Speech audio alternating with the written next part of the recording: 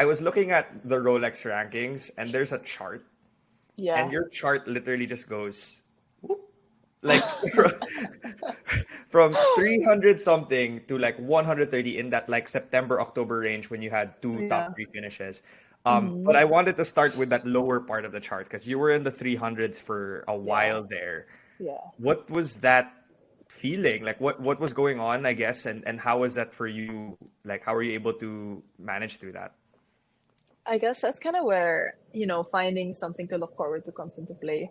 Because I feel like earlier in the year, basically, I started off last year with conditional status. Like, technically, I still had LPGA status, but I could only get into so many events.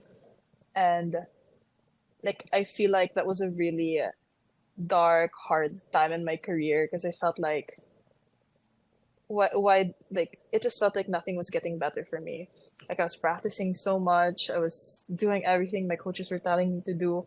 I was like, how come I'm not seeing any results? And like the one LPGA tournament that I got into, I missed the cut by one.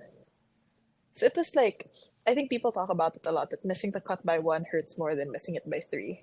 You know, it's like I guess in the basketball game, losing by one really. I think anything by one just really Yeah. sucks. Okay, I don't know how to explain that, but it was really hard, and I don't think I've cried as much as I did last year.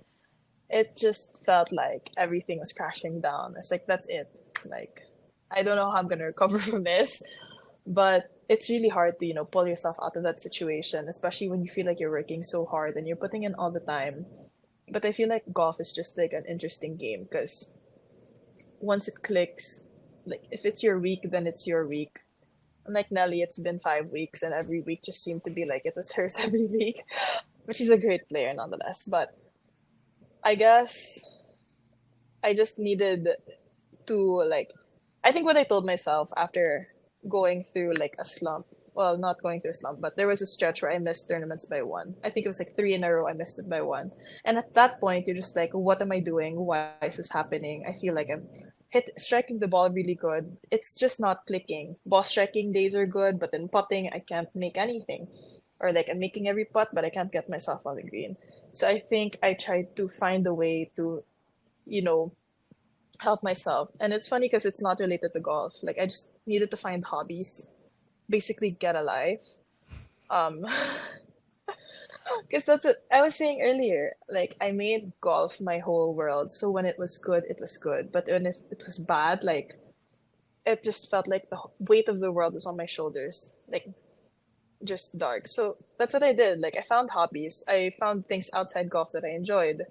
Whether it was like reading, watching movies, baking. I even did crocheting.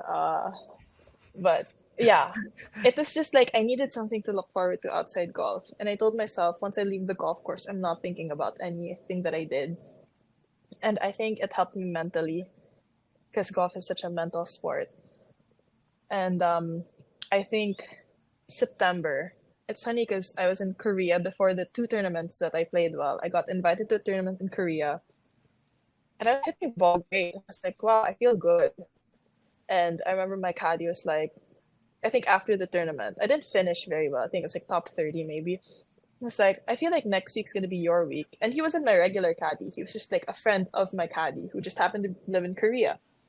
I was like, you think so? And he's like, yeah, I think like next week's gonna be your week. And from Korea, I flew straight to Arkansas for my next event. Like I flew out like Monday night, I think, and then I got to the U.S. at Monday. I got to Arkansas at 3 p.m. and I went straight to the golf course to play 9 holes, which I don't know why I did. I just did. I called my caddy. It's like we're playing 9 holes, and it was getting dark, and I was like, I told you my dad traveled with me full time, and that was like 1 week that he didn't travel with me because he wasn't feeling well. So I just played 9 holes, and I was like, I was really tired. I was like, I don't think this week is gonna be it. Like my body just felt down, and for some reason, it ended up being a good week. I finished third, Third, tied I third. second, I think. I was like, oh wow, okay, like that's good. At least I think at that point I was just thinking of being inside 150 or even like yeah, inside 150 because I was like, I don't want to have to go back to second stage of Q school because it's really hard. And then after that week, I ended up being 89th in the CME points list. And I was like, that's a big jump. I'm happy with this. Like, I was pretty good at it. I was like, this means I get status for next year. And then the next week, I had to go to Dallas. So again, I flew out Sunday night after a great round on Sunday. Like, everyone was texting me, like, oh my gosh, great round. And I was like, I can't respond to any of you guys. Like, I'm driving to the airport. And like, that one week I was in Arkansas where my dad wasn't around, I had car problems. Like, I woke up with a flat tire one day and I was like, what's going on? Like, I'm so tired. But you know what? It worked out well. And then I flew to Dallas and I was like, I'm really tired now. Like, those 2 weeks, like, killed me. And then I was like, you know what? We're not gonna have any expectations. I'm just gonna play. Sure enough, it ended up being another good week for me. And I was like, I don't know what clicked. All of a sudden, like, I start the year terribly and then I'm ending it on a good note. Like, I don't think I could have asked for anything better. Just felt so surreal. I was able to finish top three 2 weeks in a row. It was hard to believe, but I was like, this is what it feels like when everything clicks, when you're hitting every good shot.